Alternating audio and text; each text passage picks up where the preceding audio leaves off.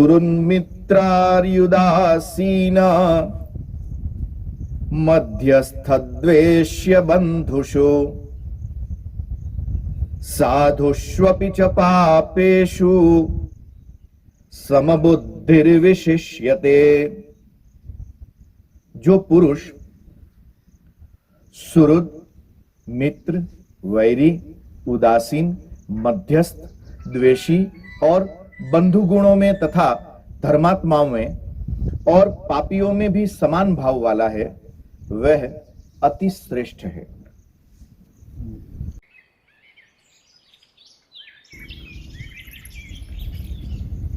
तो सज्जनों, मुस्कुराइए। आप सभी को मेरा प्रणाम। जय सिया राम।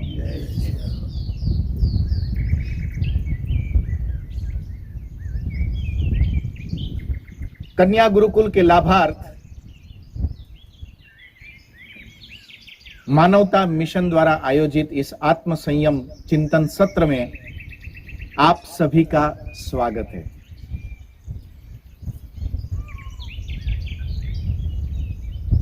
भगवान श्री कृष्ण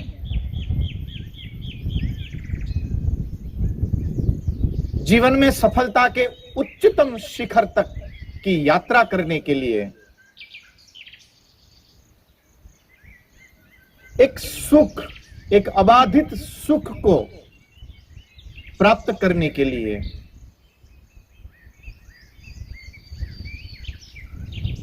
अपने अस्तित्व को, अपने जीवन को, जो जीवन की, अपने अस्तित्व की जो यथार्थता है, उस यथार्थता को प्राप्त करने के लिए भगवान श्री कृष्ण एक मनोवैज्ञानिक ढंग से योग की यात्रा करवाते हैं।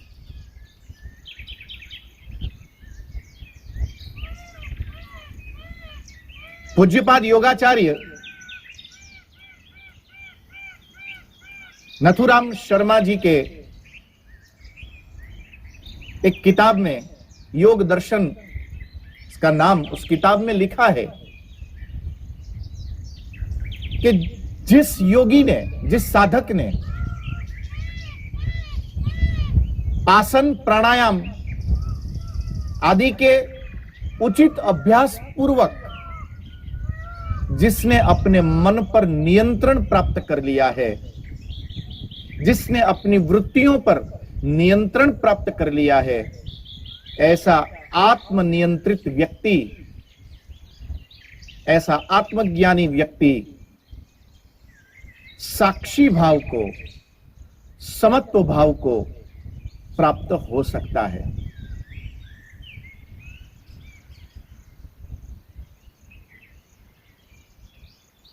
ये तो ही शास्त्र का भी विचार, शास्त्रों का भी यदि अर्थघटन स्वार्थ पूर्वक किया जाए तो वो स्वार्थ शास्त्र को भी दूषित करते हैं।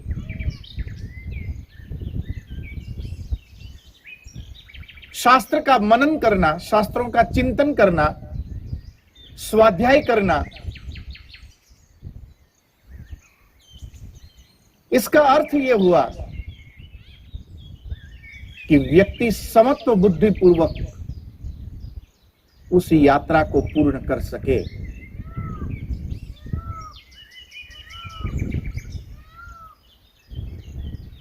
हमारे उपनिषदों ने, हमारे मंत्रों ने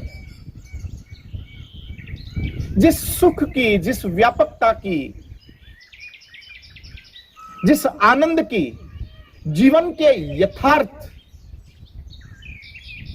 उस सुख तक की यात्रा करने के लिए जो मार्गदर्शन दिया, वही मार्गदर्शन स्वार्थ बुद्धि पूर्वक उसका विश्लेषण करने वाले लोगों के द्वारा टुकड़ों टुकड़ों में जब कटकर आए तो ऋषि हमें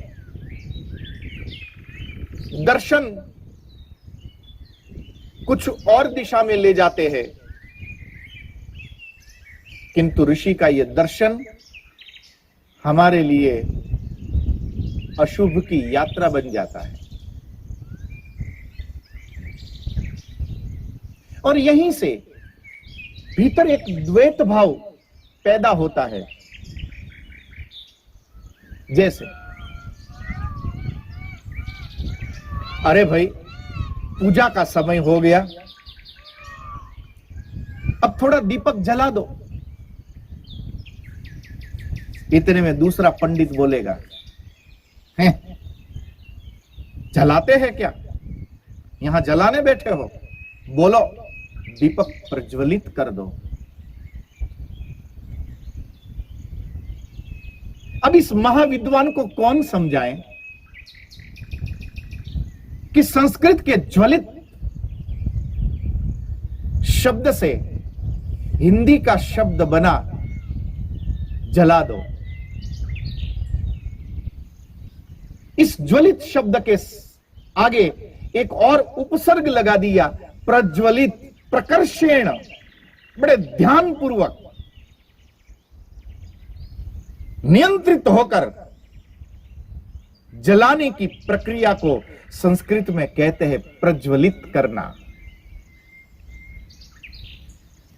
उपाय केवल इतना था कि ठाकुर जी की पूजा अब हम आरंभ करेंगे तो वहां पर एक पावन प्रकाश हमें मिलता रहे, जिस प्रकाश में श्री हरि के उस विग्रह का दर्शन करते करते हम उस पूजन का, श्री हरि की उस सेवा का हम आनंद प्राप्त कर सके।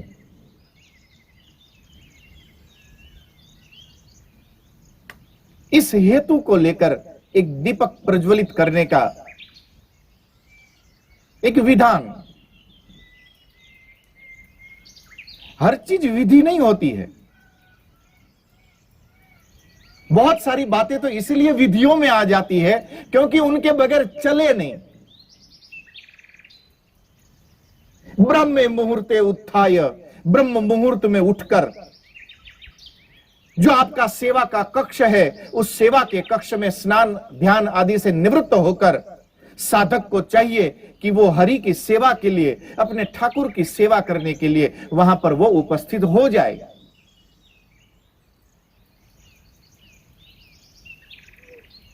जब केवल स्विच का एक बटन दबाने से बिजली नहीं आती थी, उस समय श्री हरि के उस विग्रह का दर्शन करने के लिए व्यक्ति के पास एक ही उपाय था कि वहां उस मंदिर में एक दीपक रखा हो और उस दीपक को प्रज्वलित किया जाए, ताकि उसके उजाले में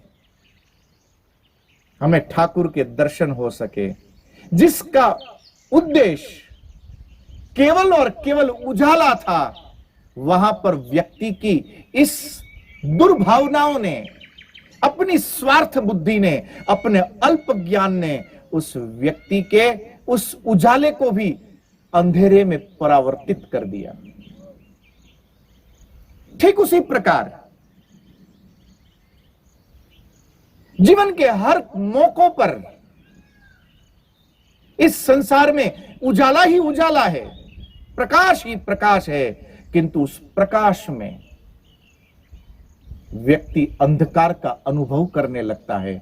और ये जो अंधकार का अनुभव है वो खुद के अज्ञान के द्वारा, खुद भीतर से अज्ञान के द्वारा उत्पन्न किए गए अंधकार की ही ये परावृत्ति है।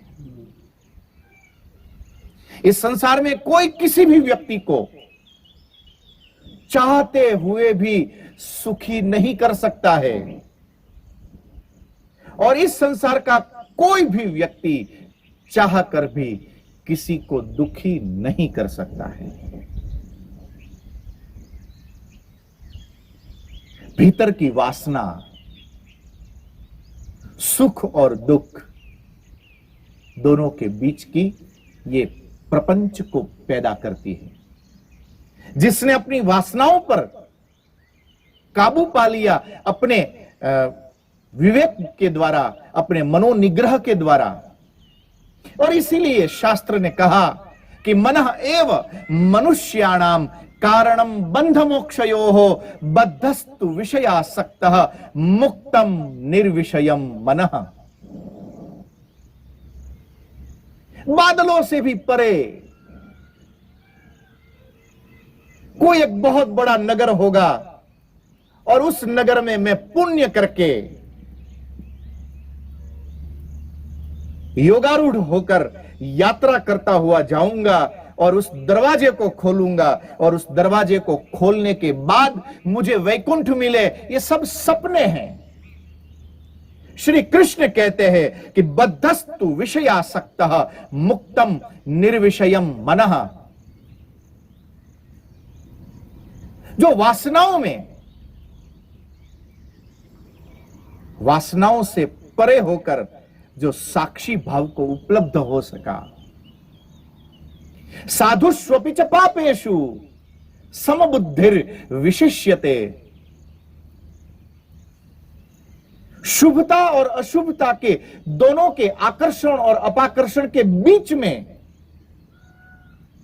जिसने अपनी आत्मनिष्ठा को प्राप्त कर लिया है, ऐसा आत्म संयमी व्यक्ति जहां खड़ा होता है उसी स्थान पर वैकुंठ का दर्शन करवा देता है। एक दिन एक साधक,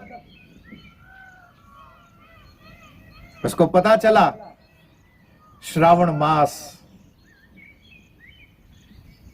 पवित्र मंत्रों के संकीर्तन चल रहे हैं और वहां पर सत्संग में बैठकर आज उस व्यक्ति को रात को उसी सत्संग का स्वप्न आया। आते हैं बस यदि सत्संग में हमारा ध्यान रहा हो तो, बाकी तो बहुत कुछ होते हुए भी कुछ भी नहीं आता है। रात्रि को उसको स्वप्न आया कि आज वो स्टेशन पर पहुंचा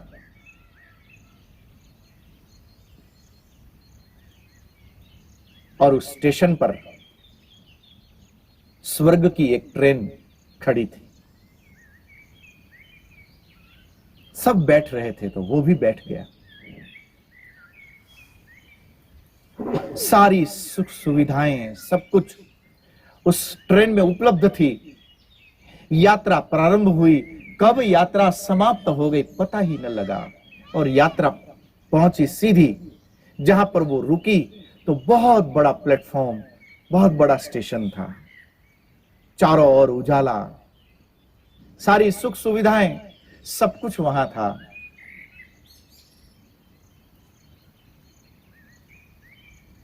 मन में उसके विचार आ रहे थे कि अब तो मैं रामकृष्ण परमहंस के दर्शन करूंगा, अब तो मैं डोंगरे जी महाराज के दर्शन करूंगा,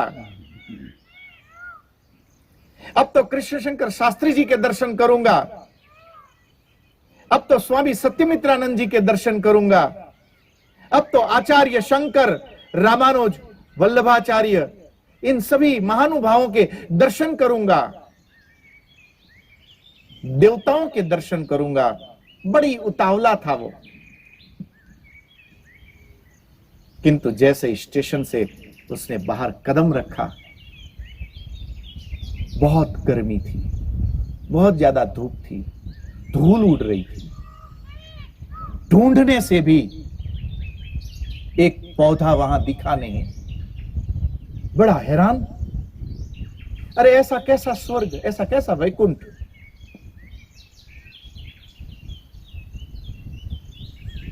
मैंने तो सुना था कि स्वर्ग में एक ऐसा वृक्ष है जिसके नीचे बैठकर सारे संकल्प पूरे हो सकते हैं। हमने तो यही सुना था कि स्वर्ग में आपकी सारी इच्छाओं की पूर्ति की जाती है। यहां तो धूल उड़ रही है,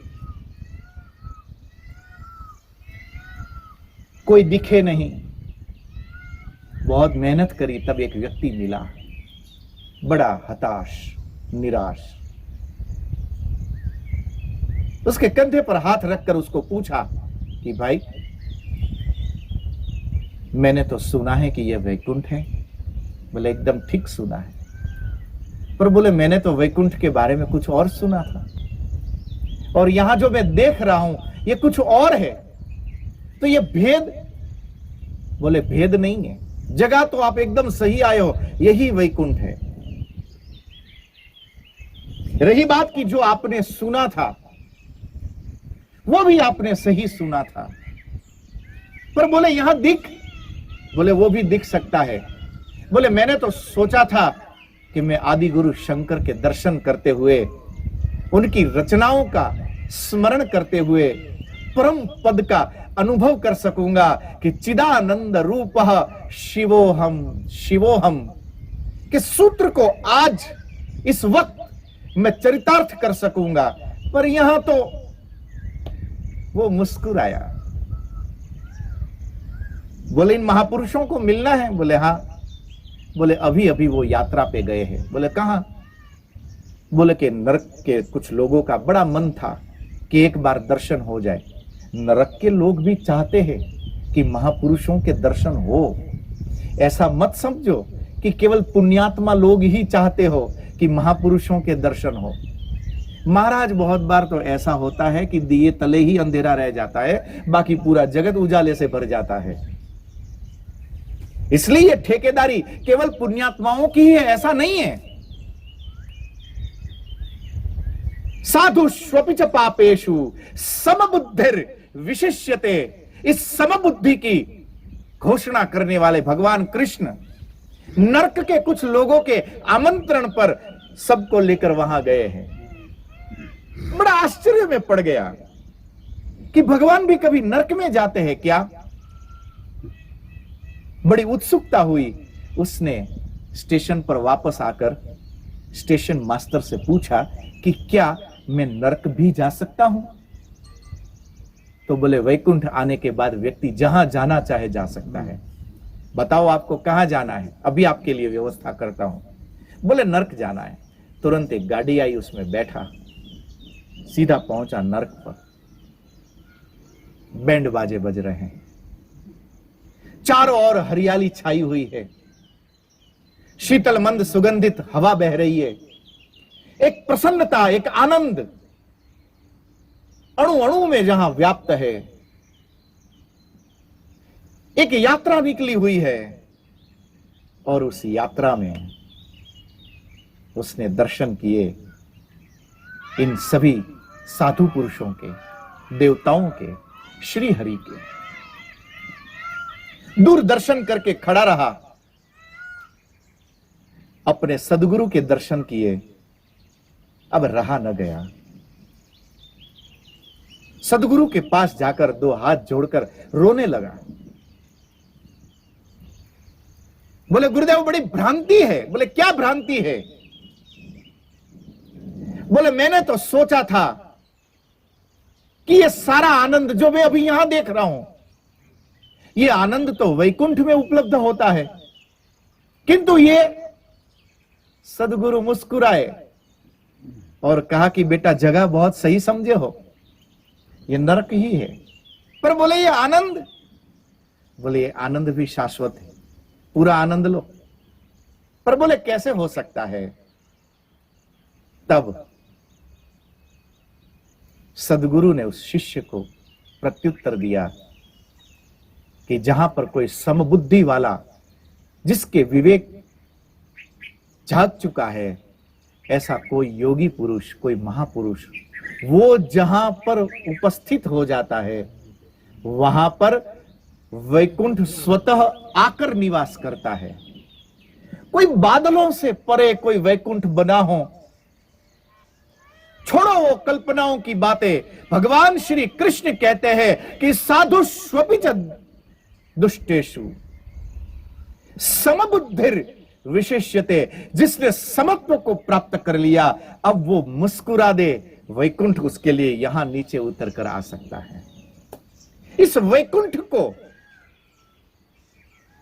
गढ़ने की जो विधा है, कब तक आशाओं में, कब तक स्वप्नों में हम जीते रहें, कितनी देर तक व्यक्ति स्वप्न देख सकता है?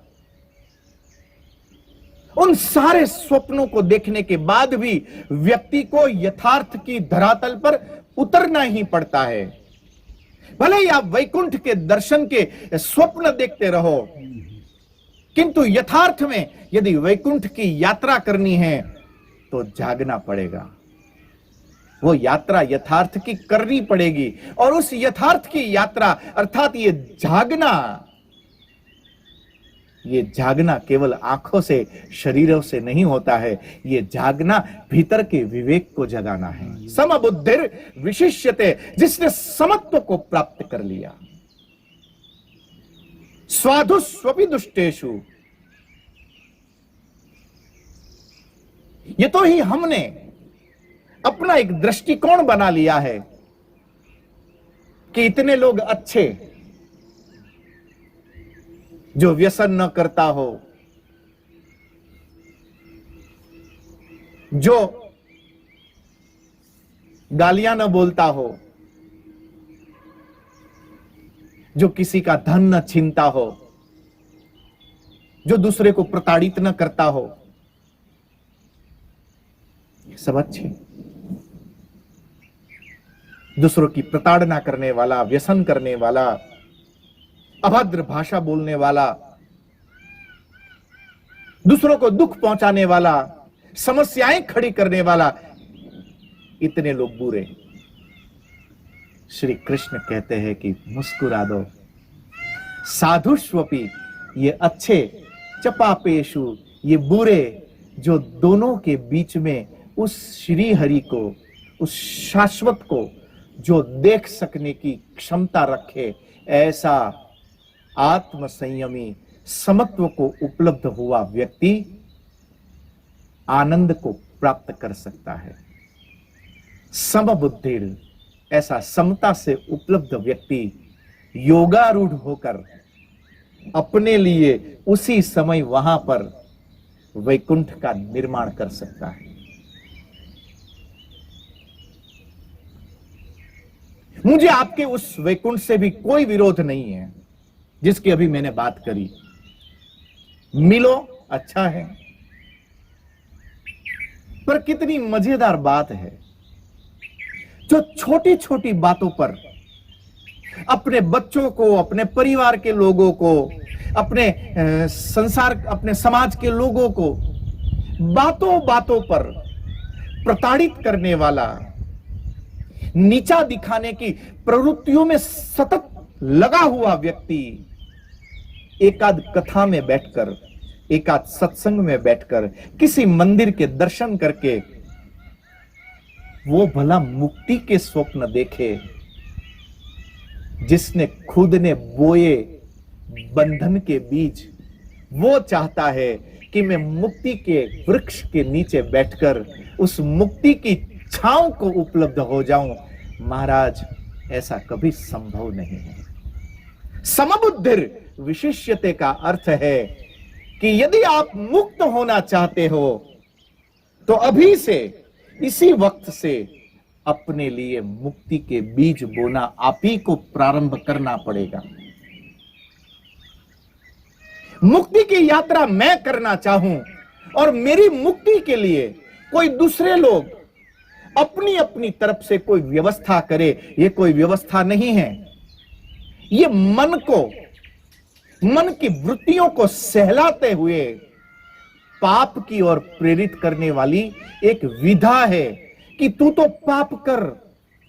हम है ना, प्रार्थना कर लेंगे कि हे ईश्वर तुझने भजू, मोटू छे तुझ नाम, गुण तारा नित गाइए, थाय अमारा शू काम थाय।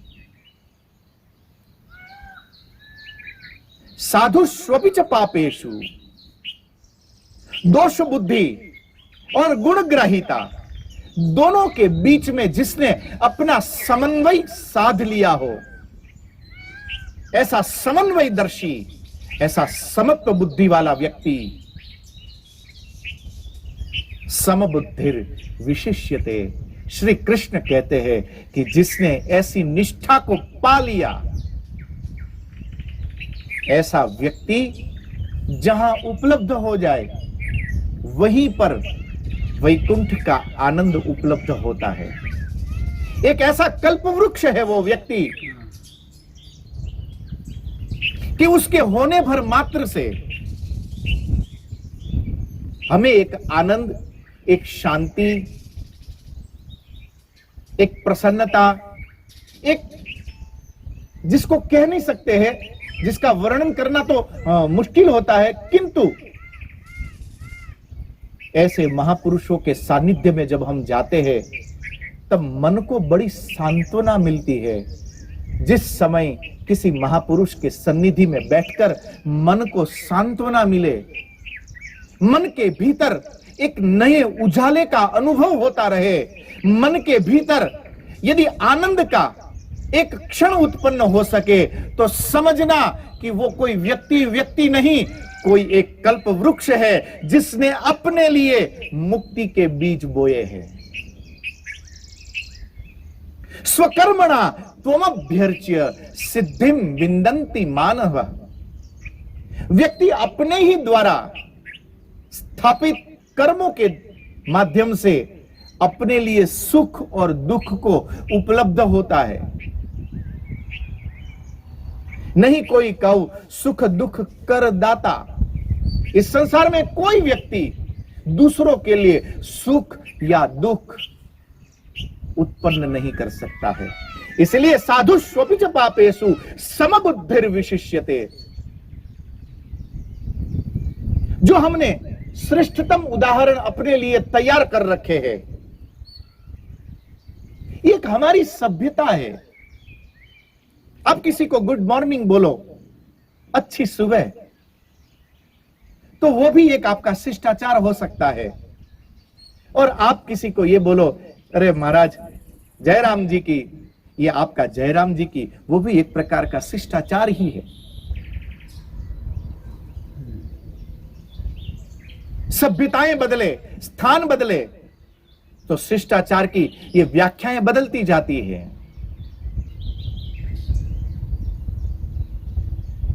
किसी की उपेक्षा या किसी की प्रशंसा ये करने का इस विषय पर मेरा कोई उद्देश्य नहीं है, किंतु सुबह में किसी को पहली बार मिलते हुए गुड मॉर्निंग कहते हुए, अच्छी सुबह कहते हुए अच्छा लगता है। ये शिष्टाचार रहना चाहिए। किंतु भारत का शिष्टाचार बड़ा व्यापक है। जब व्यक्ति को आप मिलते हो तो दो हाथ जोड़कर मुस्कुराते हुए जयराम जी की कहना, बोलने वाले की दृष्टि में जो मिल रहा है उसके भीतर रामत्व का दर्शन करना है। श्री राम मैं सब जग जानी, करहूं प्रणाम जोरी जुग पानी। गोस्वामी तुलसीदास जी का ये जो सिद्धांत है, यही समबुद्धिर विशिष्यते, श्री कृष्ण के योग का सिद्धांत है। इस कृष्ण के इस योग के सिद्धांत को प्राप्त होने के लिए जय राम जी की कहते हुए सन्मुख जो व्यक्ति खड़ा है उसमें रामत्व का दर्शन करना। जब हमने उसमें रामत्व का ही दर्शन कर लिया, अब तो उसका मुस्कुराना भी हमारे लिए राम है, और अब उसकी भौहें चढ़ाना और हाथ में धनुष उठाना वो भी उसके भीतर का रामत्व ही है। यदि हमारे अंदर कोई रावणत्व होगा तो प्रत्यंचा चढ़ जाएगी, और यदि हमारे भीतर यदि ऋषित्व होगा तो उसके चेहरे पर एक मुस्कुराहट आ जाएगी। ये मुस्कुराहट का आना या प्रत्यंचाओं का चढ़ना अब ये हमारे हाथ में इसलिए नहीं है क्योंकि हमारे भीतर से जो परावर्तित होकर निकलेगा उसी का प्रत्युत्तर हमें दूसरों के द्वारा मिलेगा। मुक्ति की इस यात्रा के इस बीज को बोने के लिए भगवान श्री कृष्ण ने आज एक सूत्र दिया है, और उस सूत्र का नाम है समबुद्धिर विशिष्यते। इस संसार के अंदर वह व्यक्ति विशेष है जिसने अपने भीतर समता को प्रकट कर लिया। आज बस इतना ही। पुनः सत्संग के किसी गलियारे पर आपसे मिलने की आशा के साथ आप सभी को मेरा प्रणाम। जय सिया राम। मुस्कुराते रहना।